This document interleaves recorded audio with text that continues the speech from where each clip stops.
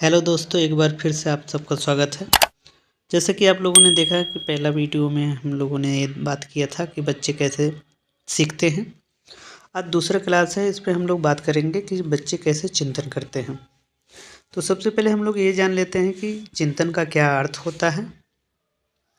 चिंतन एक मानसिक प्रक्रिया है जिसका उद्देश्य किसी समस्या का समाधान करना होता है। अगले क्रम में हम लोग बात करते हैं चिंतन की विशेषताएं।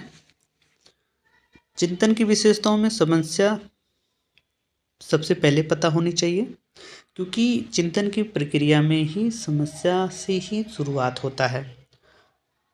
अगला है चिंतन एक उद्देश्यपूर्ण प्रक्रिया है। अगला है चिंतन के लिए समस्या सबसे पहले पता होनी चाहिए, क्योंकि जब तक हमको समस्या पता नहीं रहेगा पहले से हमको किस पर चिंतन करना है किस पर नहीं करना है ये मालूम ही नहीं रहेगा। इसलिए चिंतन के लिए समस्या पहले से पता होना चाहिए ताकि हमको उसी पर चिंतन करना है हम कर सकें। अगला है चिंतन एक संज्ञानात्मक और मानसिक प्रक्रिया है, क्योंकि इसी के द्वारा हम अपनी समस्याओं का सही रूप से निदान कर सकते हैं। अगला है चिंतन में कोई विचार या मुद्दा अवश्य शामिल रहना चाहिए, क्योंकि जब तक इसमें कोई विचार एवं मुद्दा नहीं शामिल रहेगा हम कैसे ये जानेंगे कि हमको किस पर विचार करना है।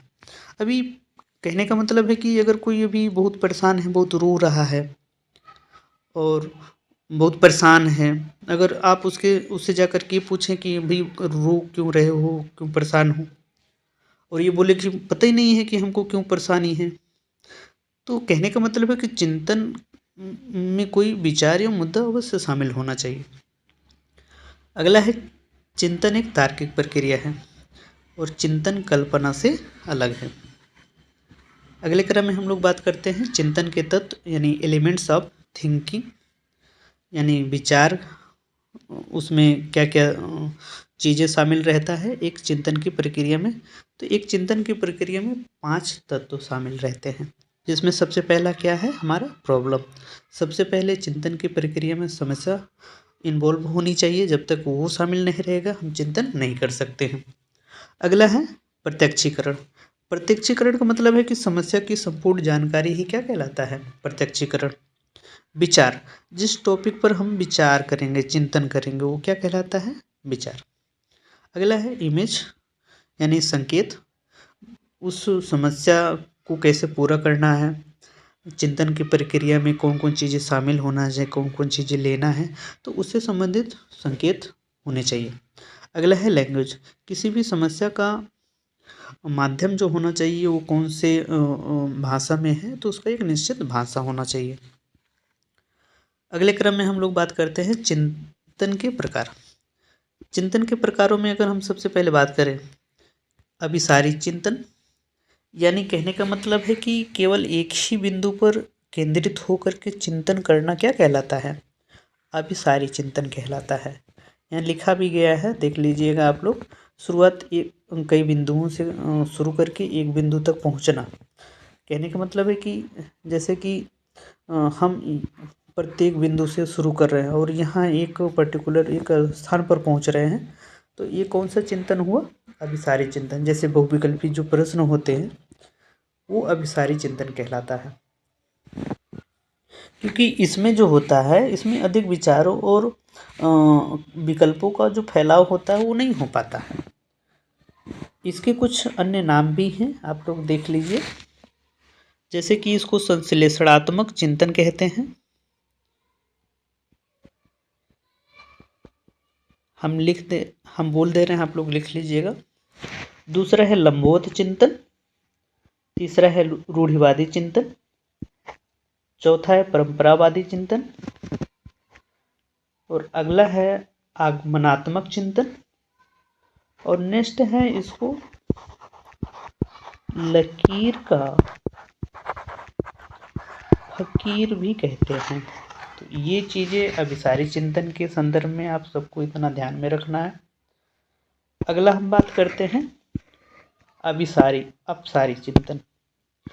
अपसारी चिंतन डाइवर्ट जो थिंकिंग होता है, कहने का मतलब है कि इसमें जब किसी बालक की चिंतन के अनेक विकल्प और विचार को अलग अलग दिशाओं में फैलाने का अवसर दिया जाए, ये अपसारी चिंतन कहलाता है। कहने का मतलब है कि शुरुआत एक बिंदु से करके अनेक बिंदुओं तक पहुंचना। जैसे कि हम इसके भी बारे में थोड़ा जान लेते हैं कि इसके क्या क्या नाम हैं। तो इसको विश्लेषणात्मक चिंतन, सृजनात्मक चिंतन, अगला है इसको वैज्ञानिक चिंतन, अगला है इसको निगमनात्मक चिंतन, और परंपरा से अलग, परंपरा से अलग। इसके उदाहरण को हम लोग देख लेते हैं।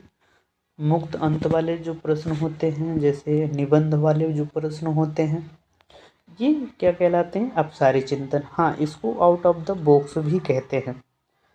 कहने का मतलब है कि आउट ऑफ द बॉक्स का मतलब ये होता है कि सामान्य सोच से अलग सोच पैदा कर किसी चीज के बारे में सोचना, चिंतन पर आधारित क्रिया को क्या कहते हैं? आउट ऑफ द बॉक्स कहते हैं। अगले क्रम में बात करते हैं हम लोग अभिसारी तथा अपसारी चिंतन का जो प्रयोग किया गया था, वो मनोविज्ञान में सबसे पहला जो नाम आता है वो गिलफोर्ड जी का आता है। इन्होंने ही सबसे पहले मनोविज्ञान के क्षेत्र में अभिसारी और अपसारी चिंतन का क्या किया था? प्रयोग किया था। आई होप आप सबको ये वीडियो अच्छा लगा होगा। आप लोग अपने अनुसार जो है सुविधा के अनुसार इसको नोट्स भी बनाते रहें, ताकि आप सभी के एग्ज़ाम के लिए बहुत ही लाभकारी हो सके। जल्दी हम लोग नए वीडियो के साथ उपस्थित होंगे। तब तक के लिए आप लोग अपना ध्यान रखें। जय हिंद।